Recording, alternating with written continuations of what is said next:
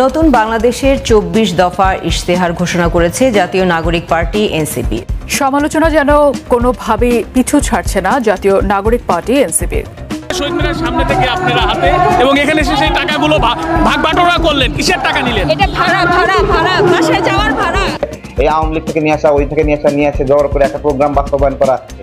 কত দূর থেকে আসলেন? আমরা ঢাকা থেকে আসছি। শেরপুর থেকে আসছি। জি। কেন আসছেন? কেন আসছি এটা তো বলতে গেলে অনেক কিছু হয়। আসছি এমনিতেই যে এরা অবৈধ টাকা দিয়ে বিভিন্ন ভাবে লোকজন ভাড়া আনে। আমরা সাধারণ জনগণ বাঁচবো না, আমাকে বাঁচতে দেব না। 25 দিন আন্দোলন, কেন আন্দোলন, কিসের জন্য? এই যে এনসিপি বলেন আর আপনি আওয়ামী লীগ বলেন, আমি কোনো পার্থক্য দেখতেছি না। স্বৈরা শাসক হটাইছি এই জন্য না তো, আর এই ছাত্ররাই তো সব করে নাই। দেশ এটা আমরা সবাই জানি, এটা গোপন করার কিছুই নাই। যেটি জাতীয় নাগরিক পার্টি, তার সম্পর্কে বলা হয় যে কিংস পার্টি। ৩ আগস্ট রাজধানীর কেন্দ্রীয় শহীদ মিনারে নতুন বাংলাদেশের ইশতেহার শিরোনামে একটি বিশাল সমাবেশের আয়োজন করে জাতীয় নাগরিক পার্টি এনসিপি। সমাবেশটি চোখ ধাঁধানো হলেও প্রশ্ন উঠেছে এই আয়োজনের পেছনের বাস্তবতা নিয়ে। সমাবেশে অংশগ্রহণকারী অনেক মানুষই জানতেন না কেন তারা সেখানে এসেছেন। অনেকের মুখে শোনা গেছে, আমাদের তো শুধু বলেছে যেতে, তাই এসেছি। এই ধরনের মন্তব্যে আরও শক্তি পেয়েছে সমালোচনার স্রোত। এখানে প্রোগ্রামে আইছি। কাদের প্রোগ্রাম এটা? বলতে পারলাম না ভাই, ঠিক মতন বলতে পারলাম না। এখানে আসছি আমার বড় ভাইয়ের সাথে। গোবরগাঁও খাওয়াই আনছে, আবার এখানেও মুরগ পোলাও খাওয়াইছে। হ্যাঁ, ভালো হচ্ছে, খাওয়া দাওয়া ভালো হয়েছে। আর কি দিবে? টাকা দিবে, খরচের টাকা দিবে, কয়েক টাকা দিবে, খরচের টাকা দিয়ে। সমাবেশ ঘিরে সবচেয়ে বিতর্কিত ও ভাইরাল ঘটনা, একজন এনসিপি নেত্রীকে প্রকাশ্যে টাকা বিলি করতে দেখা যায়। সেই মুহূর্তের ভিডিও ছড়িয়ে পড়ে সামাজিক যোগাযোগ মাধ্যমে, যা ঘিরে এখন তীব্র আলোচনা। বিশেষ করে প্রশ্ন উঠেছে, একটি নবগঠিত রাজনৈতিক দল এভাবে টাকা বিলিয়ে সমাবেশে লোক জড়ো করে কাদের ইঙ্গিতে? সমাবেশে ব্যয়ের পরিমাণ নিয়েও চলছে চাঞ্চল্য। অনেকেই বলছেন এনসিপি নাকি 20 কোটি টাকা খরচ করেছে এই একটি দিনের আয়োজনেই। নেটিজেনদের প্রশ্ন, যেখানে বিএনপির মতো বড় দল বছরে 10 কোটি টাকা আয় করে, সেখানে নিবন্ধনবিহীন একটি নতুন দল এত টাকা পায় কোথা থেকে? সমাবেশে দেখা গেছে ডগ স্কোয়াড, যা সাধারণত রাষ্ট্রীয় গুরুত্বপূর্ণ নিরাপত্তায় ব্যবহৃত হয়। একটি অনিবন্ধিত রাজনৈতিক দলের এই বাড়তি নিরাপত্তা ঘিরেও সৃষ্টি হয়েছে প্রশ্ন, সরকার কি কোনো সহযোগিতা দিচ্ছে এনসিপিকে? এনসিপির বিরুদ্ধে ইতোমধ্যেই অভিযোগের পাহাড় জমেছে। চাঁদাবাজি, দলের ভেতরে যৌন হয়রানির অভিযোগ, আবার এবার যোগ হলো লোক ভাড়া করে সমাবেশ আয়োজনের অভিযোগ। এসব ঘটনায় অনেকেই বলছেন এনসিপি আসলে একটি রাজনৈতিক দলের চেয়ে একটি রাজনৈতিক প্রজেক্ট। এনসিপির এই ব্যতিক্রমধর্মী ও বিতর্কিত সমাবেশ অর্থ ব্যয়, নিরাপত্তা এবং গোপন সহযোগিতা নিয়ে রাজনৈতিক বিশ্লেষকরা কি ভাবছেন, তাদের বিশ্লেষণ তুলে ধরবো এখন। চলুন একে একে দেখে নিই। আপনারা জানেন যে আজকে সেই জাতীয় নাগরিক পার্টি এনসিপি, তাদের যে অবস্থাটা হচ্ছে, এই যদি বিএনপি বা অন্য একটা দল করতো তাহলে বাংলাদেশে তাদের কবর হয়ে যেত। 1 নম্বর হয়েছে যে তারা সরকারের পৃষ্ঠপোষকতায় স্পষ্ট হয়েছে, তারা দল গঠন করেছে। 2 নম্বর হয়েছে এই দল যারা তত্ত্বাবধান বা পরিচালনা করতেছে তাদের বিরুদ্ধে দুর্নীতির হাজারো অভিযোগ। এবং 3 নম্বর হয়েছে যে এখন যে আপনারা প্রোগ্রামগুলো দেখতেছেন, সেই প্রোগ্রামে যাদেরকে নিয়ে আসতেছে, যখন আপনারা সাক্ষাৎকার নেন, আমি বিভিন্ন চ্যানেলে দেখলাম তাদেরকে জিজ্ঞাসা করে যে আপনারা এখানে কেন এসেছেন? খালেদা জিয়ার জন্য এসেছি।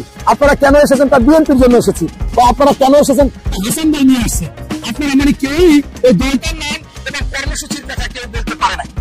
এখানে এই যে বিষয়, এটা অত্যন্ত দুঃখজনক, লজ্জাজনক এবং এটা কাম্য না যে এরা অবৈধ টাকা দিয়ে বিভিন্ন ভাবে লোকজন ভাড়া আনে। আর এই ভাড়া আনার কারণে প্রত্যেকটা মানুষের সাক্ষাৎকার নিলে তারা বিএনপির কথা বলে, অন্যদের কথা বলে, কিন্তু খালেদা জিয়ার কথা বলে, তারেক রহমানের কথা বলে, ওদের কথা বলতে পারে না, কারণ এটা জানে না। এই জন্য একটা নাতিকে প্রকাশ হয়েছে। গতকালকে দেখলাম যে নতুন দল করছে, তারা আবার এরকম লোক আনছে, লোক ভুল বলছে। তা বলছে যে ভুল বলছে কেন? আপনার সাংবাদিকরা জিজ্ঞাসা করছে, বলছে যে এটা ভুল বলছে, এটা শিখেই আনতে মনে নাই, পরবর্তীতে আমরা শিখেই আনবো, যে আমাদের দলের নাম মুখস্থ করে আনবো। তাই আমি বলতে চাচ্ছি যে এরকম না করে এই দলের উচিত, এই এনসিপি বা জাতীয় নাগরিক পার্টি তাদেরকে যখন আন্দোলন সংগ্রাম করেছে সেখান থেকেই অনেকে এসেছে, এই জন্য আমরা সাধুবাদ জানাই। এবং তারা কষ্ট করেছে, হাসিনা পতনে অবশ্যই তাদের ভূমিকা ছিল। এই জন্য তোমাদেরকে বাবারা, এই একজন রিক্সা চালক, একজন ভ্যান চালক, একজন পাঠাও চালক, সাধারণ একজন ব্যবসায়ী তোমাদের পানি কিনে দিয়েছে, বিস্কিট কিনে দিয়েছে, পরোটা কিনে দিয়েছে, পাউরুটি কিনে দিয়েছে, মনে করছে তোমরা ন্যায় প্রতিষ্ঠা করবা। আর আজকে তোমাদের একজন এপিএস 311 কোটি টাকা দুর্নীতি করে, যা ইতিহাসে মনে হয় বিরল, যে মাত্র 6 মাসে এত টাকা। তাই তো শেখ হাসিনা 2 দিন পর বলবে যে আমার পিএম তো 16 বছরে করছে 400 কোটি টাকা, আর এ করছে 6 মাসে 311 কোটি টাকা। তা আমি দুর্নীতিবাজ বেশি না এই আসিফ মাহমুদের পিএস বা আসিফ মাহমুদ ওনার মালিক দুর্নীতিতে বেশি? এই কথা যদি বলে যুক্তিতে, তো পরবর্তীতে আপনার এইগুলো আস্তে আস্তে হালকা হয়ে যাবে। তাই এখান থেকে ফিরে আসুন, জনগণের কাজ করুন, এই জনগণের পাশে থাকুন, জনগণের কথা বলুন, আগে যেভাবে বলেছেন সেইভাবে বলে মানুষের প্রিয় হওয়ার চেষ্টা করেন। এই সহজভাবে এত জনপ্রিয়তা অর্জন করা সম্ভব না। প্রত্যেকটা সভাতেই তো কিছু উৎসুক মানুষ থাকে, সেই উৎসুক মানুষরা এবার শহীদ মিনারে এসেছে। এখানে কি হচ্ছে দেখি, ওখানে কি হচ্ছে দেখা শেষে এখানে কি হচ্ছে দেখি। সেই উৎসুক মানুষ যদি আমি অর্ধেক ধরি, তাহলে সারা দেশ থেকে গত 1 মাস আগের ঘোষণা তাদের আগস্টের 3 তারিখে তারা শহীদ মিনারে সমাবেশ করবে এবং সেখান থেকে নতুন ইস্তেহার দিবে। প্রথমে বলছিল যে তারা জুলাই ঘোষণাপত্রই দেবে। সারা দেশ থেকে তাদের নেতাকর্মী এসেছে, এরকম চিত্রও সামাজিক যোগাযোগ মাধ্যমে, এনসিপির সামাজিক যোগাযোগ মাধ্যমের পেজে আমরা দেখেছি। বাসে ট্রেনে চড়ে বিভিন্ন জায়গা থেকে তরুণরা আসছেন। তো সারা দেশ থেকে আসার পরে শহীদ মিনারে লোকের সংখ্যা যদি এরকম হয়, কত লোক হয়েছে? 5,000, 7,000, তার বেশি কি হয়েছে? তার বেশি হওয়ার কি কোনো সম্ভাবনা রয়েছে? 5,000-এর বেশি লোক গুনতে শহীদ মিনারে আপনি ড্রোনের যে কোনো একটা শট ফিক্সড করে যদি লোক গড়েন, সেখানে 5,000-এর বেশি লোক পাওয়া কিন্তু মুশকিল হয়ে যাবে। সেখানে বহু শত শত সাংবাদিক ছিল, ইউটিউবার ছিল, এবং যেটা বললাম যে ছাত্রদলের সমাবেশের শেষে যখন নাহিদ ইসলাম বক্তব্য দিচ্ছিলেন, তখন শাহবাগ থেকে কিছু উৎসুক জনতারও এখানে ভিড় হয়েছে, যারা আসলে কোনো পক্ষেরই নয়, তারা দেখতে চায় যে কি হচ্ছে। তার মানে নাহিদ ইসলামও তার বক্তব্যে বলেছেন যে গত বছর 3রা আগস্ট আমাদের সঙ্গে অনেকেই ছিল, আজকে অনেকে নেই। এই কথাটা তিনি তার বক্তব্যে বলেছেন। তার মানে তার বক্তব্যে তিনি বলেছেন এইটা বোঝানোর জন্য যে আমাদের সঙ্গে যেহেতু অনেকে নেই, সেহেতু লোক সংখ্যা বেশি হয়নি। এই যে ব্যাপারটা ঘটল, এনসিপি ঘোষণা দিয়ে সারা দেশ থেকে লোক এনে শহীদ মিনার এলাকা তারা পরিপূর্ণ করতে ব্যর্থ হলো, এটা তাদের রাজনীতির জন্য একটা বেশ বেদনাদায়ক ব্যাপার, একটা কষ্টকর ব্যাপার। এটা আমার মনে হয় যে ঠিক হয়নি, তাদের আরো প্রিপারেশন নেওয়া উচিত ছিল। এর কাছ থেকে আমরা আমাদের যে প্রত্যাশা, স্বপ্নের মতো যে প্রত্যাশা, সেই প্রত্যাশা অনুযায়ী ফিডব্যাক এখনো পাইনি। হয়তো আগামীতে পাবো, হয়তো তারা আগামীতে আরো বেশি ম্যাচিউরড হবে, আরো বেশি ম্যাচিউরড হয়ে আরো বেশি ম্যাচিউরড বিহেভ করবে। সেই ব্যাপারগুলো আমরা দেখব। সেই ব্যাপারগুলো আমরা যখন দেখব, তখন তাদের প্রতি প্রত্যাশা আমরা কি আরো বাড়াবো, নাকি এখানেই মোটামুটি ফুল স্টপ দিব যে যতটুকু প্রত্যাশা ছিল ততটুকুই পূরণ হচ্ছে না, নতুন করে প্রত্যাশা বাড়ানোটা ঠিক হবে না। আমরা এখন বরং দেখতে পারি যে তারা এভাবেই কতদূর এগোয়, সেই আগানোটা পজিটিভ হয় নাকি নেগেটিভ হয়। গত বছরের 3রা আগস্ট সেখানে আশেপাশের রাস্তা, গাছপালা কোনো কিছু কিন্তু খালি ছিল না, একটা ধাপ দেওয়ার কারো উপায় ছিল না, লক্ষ জনতার ভিড় হয়েছিল।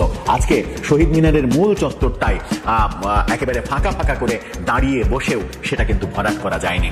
সেই ব্যাপারে আমার মনে হয় তাদের সচেতন হওয়া উচিত যে তারা রাজনীতির যে বড় কথা বলছে, সেই বড় কথার অপোজিটে তাদের ক্ষমতার বাস্তবতা কতটুকু, জনসমর্থন কতটুকু।